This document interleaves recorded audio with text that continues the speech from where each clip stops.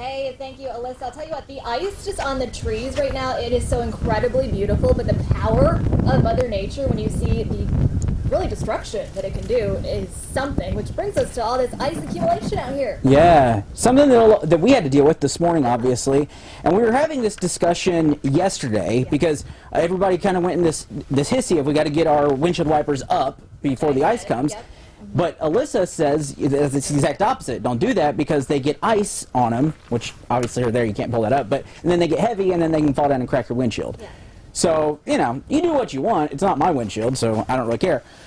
I also noticed while we were standing out here, the ice on the tires, which is something we haven't talked about either. Here too, yeah. It's the same thing going on the rims, the tires, everything. It is just slick ice. You got the icicles that are hanging off of the side of the vehicles as well. But we are curious because since we've been talking about this whole debate here with the wipers, what do you guys do?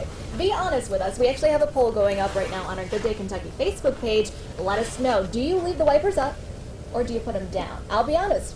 I usually would put them up. But after yesterday, and Alyssa was like, don't do that, I left mine down today. I left mine down as well. And we have ice scrapers, but I do have to be honest, I never scrape my window.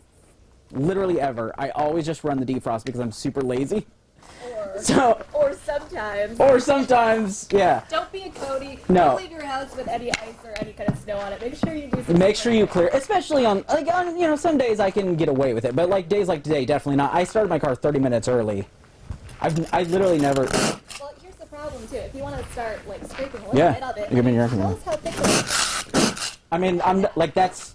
Yeah, no, I don't know how thick it probably is. Maybe half an inch, quarter inch, something like that. But I mean, I'm a pretty big, strong dude, and I'm barely getting the top of that. Now, the other side of that is if you do defrost, that's obviously going to make it a little bit easier. But a lot of wonderful tips to make sure you are doing that. In addition to defrosting, just giving yourself some extra time in the morning if you have to go anywhere. But again, state and emergency officials telling you just to stay home, avoid any unnecessary travel today because of this.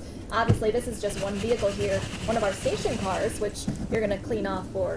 Yes, that's exactly what I'm going to do, is clean this off. But make sure you guys are being safe if you absolutely do have to travel again. Not only defrosting, make sure you've got that winter emergency kit inside your vehicle. So important to have things like an extra shovel in there, maybe some sand, salt in your car. Also, just have a blanket, maybe an extra pair of clothes, jackets, things like that. So important to do. Yeah, biggest thing, if you can stay home, do so. I'm going to go inside because it's cold. You should keep scraping. We'll be right back.